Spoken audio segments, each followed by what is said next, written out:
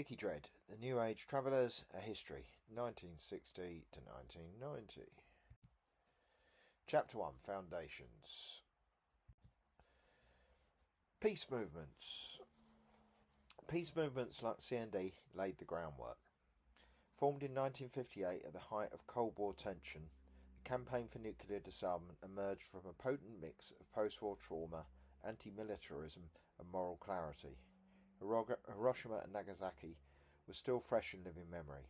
Britain had tested its own nuclear weapons in Australia just a few years earlier. Many saw the arms race not just as deterrence, but as collective suicide. CND gathered those voices, clergy, scientists, students, veterans, artists, into a movement. The first CND Aldermaster March took place at Exeter, 1958, with thousands walking 50 miles from London to the Atomic Weapons Research Establishment in Berkshire. The banners were homemade, the tone was solemn, but not humorless. People sung songs, read poems and passed round sandwiches. Some camped along the roadside, others marched in suits and ties. These weren't dropouts, they were citizens designing a future. The Ban the Bomb symbol, designed by artist Gerald Holtham, was originally based on semaphore letters N and D, but it quickly became something else, an icon of protest, a badge of conscience. It was scrawled on army surplus jackets, painted on guitar cases, printed in zines. First came the Quakers and Labour left, then the students, then eventually the hippies and punks, who stripped it of its decorum and made it defiant. Throughout the 1960s, CND remained a visible force. At its peak, Aldermaster marches drew tens of thousands. By the early 1970s, momentum waned. The Vietnam War pulled attention across the Atlantic.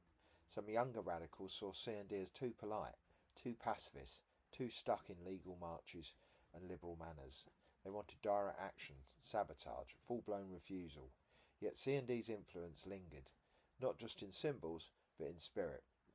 It normalised resistance. It taught generations how to organise, march, make banners, speak truth to power. The movement would rise again with the arrival of cruise missiles and the Greenham Common, but that was still to come, and we'll address that in Chapter 3. For now, CND was fading from the headlines, but alive in their hearts, squats and stitched onto denim backs. Summary. By 1974, something was changing. The optimism of the first wave of anti-establishment sentiment was wearing thin. Rent strikes were harder to organise, cops had new powers, developers were circling, but the ideas, the deep ideas, lived on. The idea that land doesn't have to be owned, that a meal can be shared by strangers, that a broken house can be beautiful, that music, even in a ruin, can save your life. The idea that rebellion doesn't always come into it with a gun. Sometimes it comes with a saucepan, a stereo, a bolt cropper, a bolt cutter and a dog.